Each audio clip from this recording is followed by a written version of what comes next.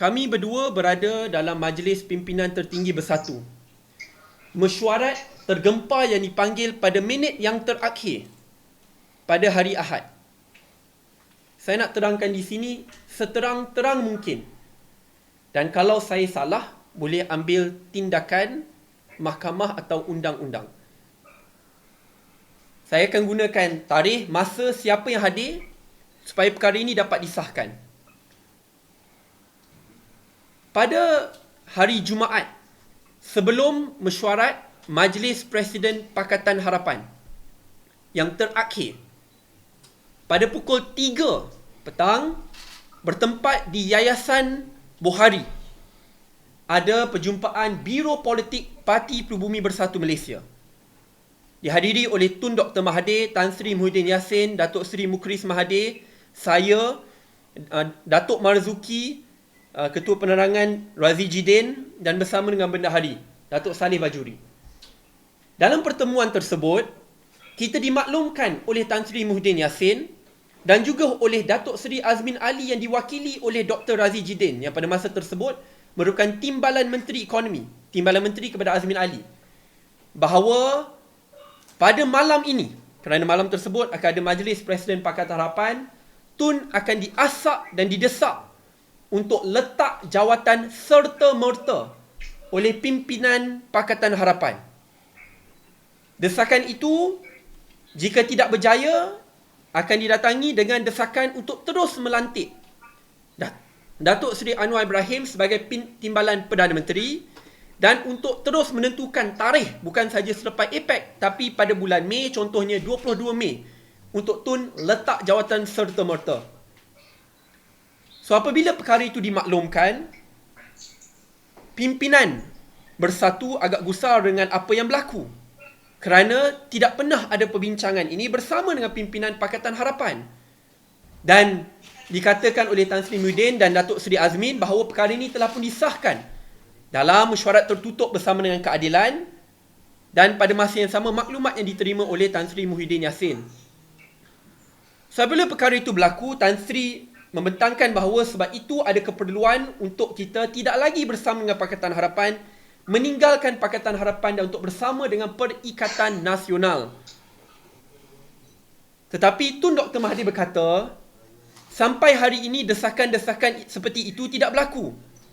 Kalau betul, kita tunggu dan lihat apa yang berlaku pada waktu malam. Sebab itu bila tibanya Majlis Presiden Pakatan Harapan, desakan-desakan ini tidak berlaku sama sekali. Kalian dah dengar audio klip yang dikeluarkan. Masuk-masuk mesyuarat, semua pimpinan tertinggi telah pun bersetuju bahawa Tun akan kekal sebagai Perdana Menteri. Sebab itu saya sendiri terkejut kerana sebelum mesyuarat tersebut kita ditaklimatkan benda yang lain. Tun dihasut dengan maklumat yang salah bahawa dia akan dijatuhkan dan sebab itu wujudnya keperluan untuk menjatuhkan kerajaan Pakatan Harapan dan menubuhkan kerajaan baru. Sebab itu selepas mesyuarat tersebut, kita adakan satu sidang media bersama yang turut dihadiri oleh Tan Sri Muhyiddin Yassin, duduk bersama. Dan sidang media tersebut menunjukkan kebersatuan kita. We were united and we were together. Sebab kita rasa krisis itu tamat. Malangnya, pada hari Ahad, tiba-tiba kita mendapat maklumat akan ada MPT tergempar. Isu tidak dimaklumkan apa yang akan dibincangkan. Sebelum majlis mesyuarat pimpinan tertinggi pada hari Ahad dalam pukul 10.30, ada satu pre-council yang diadakan di antara Tun Dr. Mahathir, Tan Sri Muhyiddin Yassin, Datuk Seri Mukhris, Menteri Besar Perak, Faizal Azumu, saya, Syed Saddiq, Dr. Marzuki dengan Datuk Nadin dan Datuk Hamzah Zainuddin. Sebelum kita masuk ke Majlis Pimpinan Tertinggi Bersatu. Di situ Tun merayu lagi sekali. Tolong jangan buat perkara ini.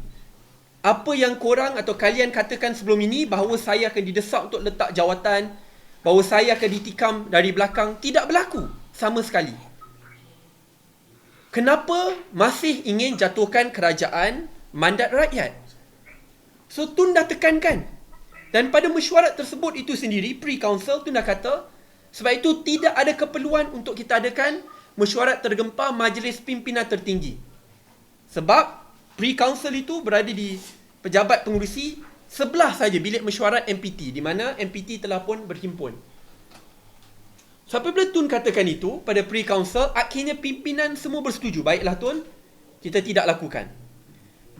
Tetapi apabila Tun suruh batalkan mesyuarat Majlis Pimpinan Tertinggi, Tan Sri kata jangan. Tak apa, kita maklumkan keputusan pre-council kita ke dalam mesyuarat Majlis Pimpinan Tertinggi. Sampai bila Tun masuk, Tun mula berucap dalam 40 minit menerangkan kenapa.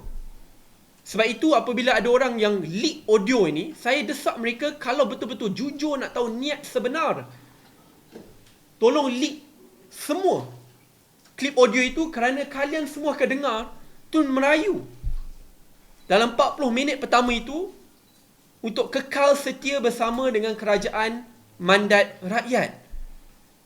Tun kata bahawa sebelum ini, kamulah yang kata bahawa Tun akan didesak jawatan.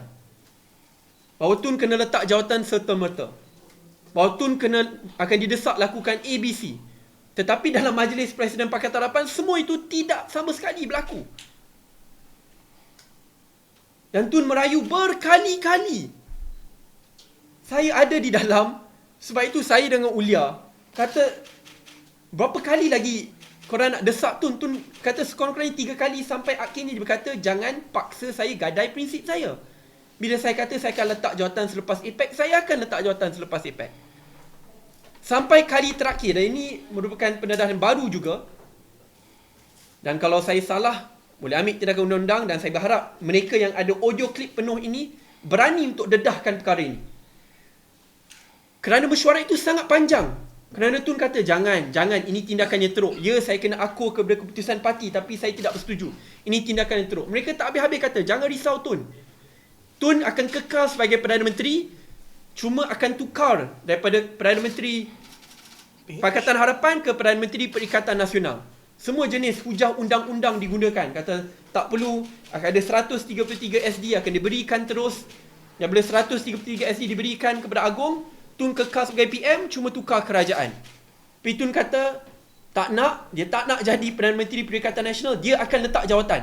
Dan dia kata tu berkali-kali. Tapi orang itu juga sama kata, tak Tun, jangan risau, you tak perlu letak jawatan pun.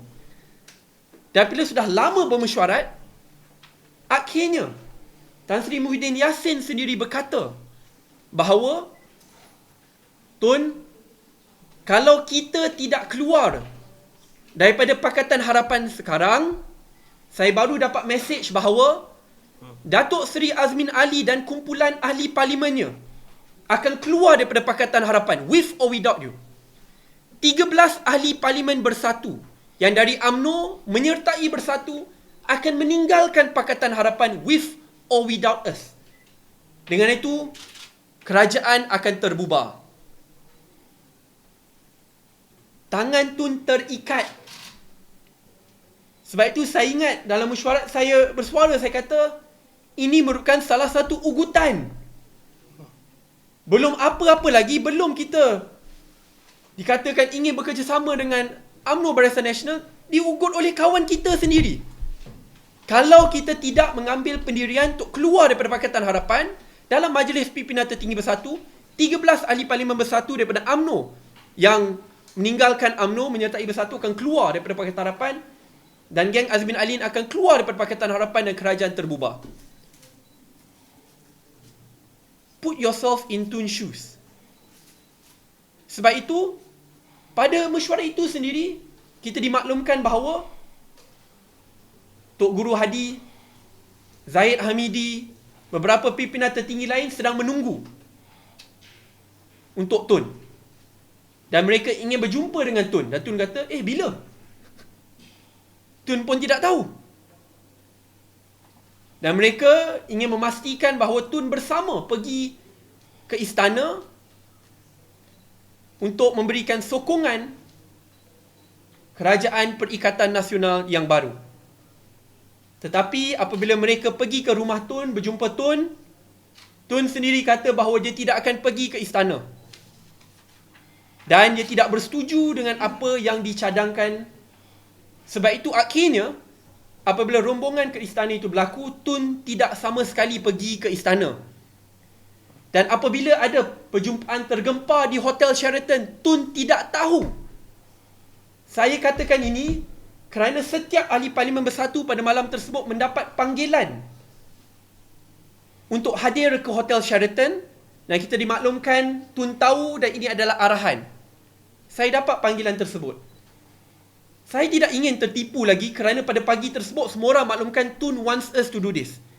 Hamzah Zainuddin dengan Zaid Ma'arif akan beritahu orang, Tun nak ini, Tun nak ini. Tapi bila saya semak dengan Tun, kata tidak.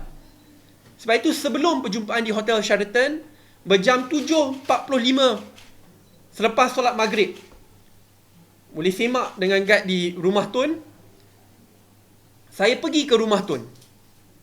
Bersama dengan saya selepas itu adalah Ketua Seri Kandi Rina Harun. Kerana kita nak dapat penjelasan terus daripada Tun sendiri. Kami berdua jumpa Tun, dan apabila kita jumpa Tun, kita tanya, Tun, adakah Tun tahu bahawa kita ada perjumpaan tergempar di Hotel Sheraton? Dan Tun terus tanya, apa yang akan berlaku kat Hotel Sheraton? Dan bila kita terangkan, Tun marah. Dan dia katakan lagi sekali, tak tahu berapa kali saya nak kata, jangan buat benda ni. Sekarang kita sedang tempuhi COVID. Ekonomi tidak stabil. Saya dah kata saya akan letakkan jawatan selepas APEC. Kenapa mereka tetap nak lakukan ini? Dan saya tanya kepada Tun, Tun, kerana Tun tidak tahu tetapi nama Tun telah pun digunakan, apa yang perlu saya dengan Rina Harun lakukan? Kerana semua ahli parlimen bersatu telah pun dipanggil untuk pergi ke Hotel Sheraton. Pimpinan tertinggi UMNO dan PAS ada di sana juga. Dan kami dimaklumkan, bagi diri saya, Sadiq, you go dan berhujahlah cara kamu berhujah semasa mesyuarat majlis pimpinan tertinggi pada waktu pagi.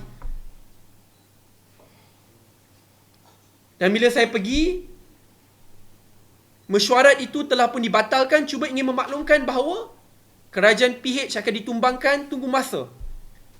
Dan untuk mencetuskan krisis politik, perjumpaan di Hotel Sheraton itu ada. Saya maklumkan kepada ahli parlimen bersatu yang hadir bahawa Tun tidak bersetuju.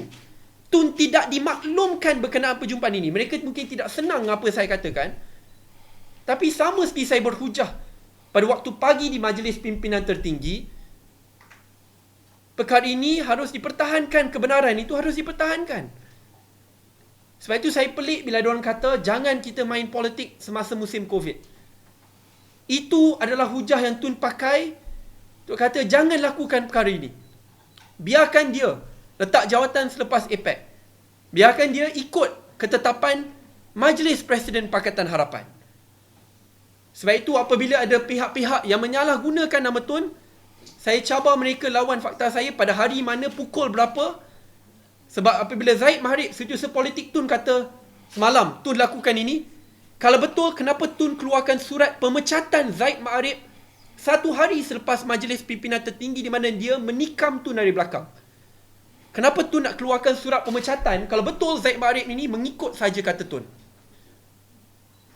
Realitinya, mereka ini menghasut Tun daripada awal bahawa Anwar akan lakukan undi tidak percaya. Bahawa Datuk Seri Anwar melalui Majlis Presiden akan mendesak Tun untuk letak jawatan serta-merta. Tetapi semua perkara itu tidak berlaku sama sekali. Tetapi mereka mengambil pendirian untuk meneruskan the scheme of things yang mereka nak buat with or without Tun Dr. Mahathir Mohamad. I want to put this on the record supaya semua orang tahu kenapa kemelut politik ini berlaku. Ini bukan kerana Tun Dr. Mahathir secara tiba-tiba meletakkan jawatan. Ia berlaku dan bermula daripada perancangan yang agak rapi sebelum itu. Dan apabila Tun tidak bersama, orang-orang ini berjumpa dengan Tan Sri supaya Tan Sri dapat mengepalai gerakan itu.